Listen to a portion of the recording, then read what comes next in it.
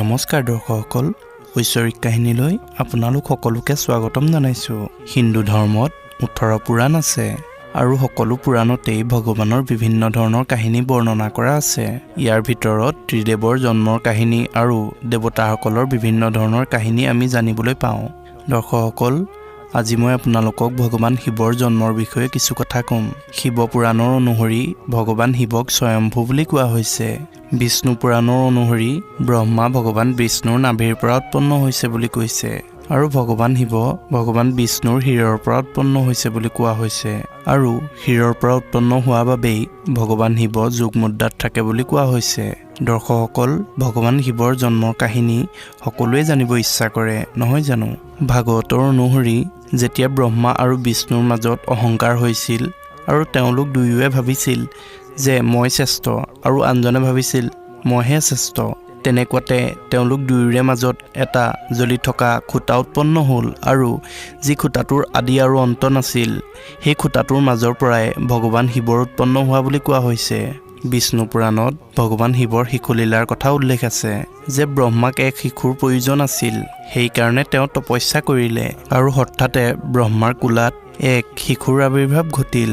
তেওঁ কান্দি আছিল, তেওঁৱে আছিল ভগৱান শিৱ। আৰু ব্ৰহ্মাদেৱে বালকজনক সুধিলে যে তুমি কিয় কান্দি আছা? তেতিয়া বালকজনে উত্তৰ দিলে যে মোৰ নাম ব্ৰহ্মা নহয়, সেইকাৰণে মই কান্দি আছোঁ। তেতিয়া ব্ৰহ্মাই সেই বালকজনৰ নাম ৰাখিলে ৰুদ্ৰ, যাৰ অৰ্থ হ'ল যি কান্দি থাকে। তথাপিও সেই বালকজনে কন্দা বন্ধ কৰা নাছিল, সেইবাবে ব্ৰহ্মাদেৱে সেই বালকজনৰ অন্য এটা নাম ৰাখিলে।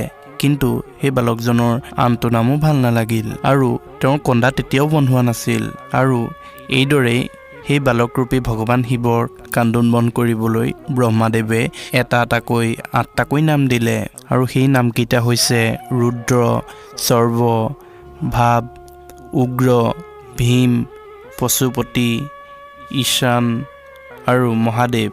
আৰু ভগৱান শিৱ এইদৰে ব্ৰহ্মাৰ পুত্ৰ হোৱাৰ বাবেই বিষ্ণু পুৰাণত কিছুমান পৌৰাণিক কথা আছে।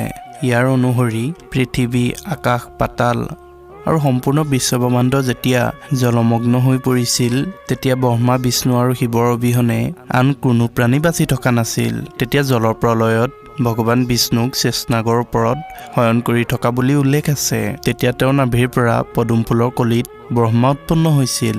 যেতিয়া ভগৱান ব্ৰহ্মা আৰু বিষ্ণুৱে সৃষ্টিৰ সন্দৰ্ভত কিছু আলাপ আলোচনা কৰি আছিল, তেনেকুৱাতে ভগৱান শিৱ উৎপন্ন হৈছিল আৰু ভগৱান শিৱক ব্ৰহ্মাই চিনি পোৱা নাই বুলি কৈছিল আৰু ভগৱান বিষ্ণুৱে ভগৱান শিৱৰ পচন্দ খং উঠিব পাৰে বুলি ভাবি ব্ৰহ্মাক ভগৱান বিষ্ণুৱে দিব্য দৃষ্টি প্ৰদান কৰি ভগৱান শিৱক মনত পেলাই দিলে আৰু তেতিয়া ব্ৰহ্মাই তেওঁৰ ভুল অনুভৱ কৰিছিল আৰু তেতিয়া ব্ৰহ্মাই ভগৱান শিৱক ক্ষমা খুজিছিল আৰু তেওঁৰ পৰা আশীৰ্বাদ বিচাৰিছিল যে ভগৱান শিৱ ব্ৰহ্মাৰ পুত্ৰ হিচাপে জন্ম লাভ কৰিবলৈ আৰু ভগৱান শিৱই তেওঁৰ মনোকামনা পূৰ্ণ হ'ব বুলি আশীৰ্বাদ প্ৰদান কৰিলে।